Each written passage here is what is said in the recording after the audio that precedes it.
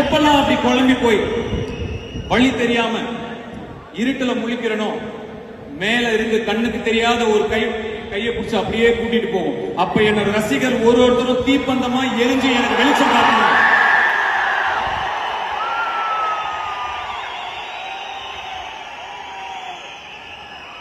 நீங்க என்ன பத்தி எவ்வளவு வேணா வதந்திகளை பரப்புங்க, என்ன வேணா நெகட்டிவிட்டியை ஸ்ப்ரெட் பண்ணுங்க. ஒரு வாட்டியும் என் படம் ரிலீஸ்க்கு 1.5 மாசம் முன்னாடி ஒரு நெகட்டிவ் கேம்பெயினை ஏற்படுத்தி ஸ்ப்ரெட் பண்ணுங்க.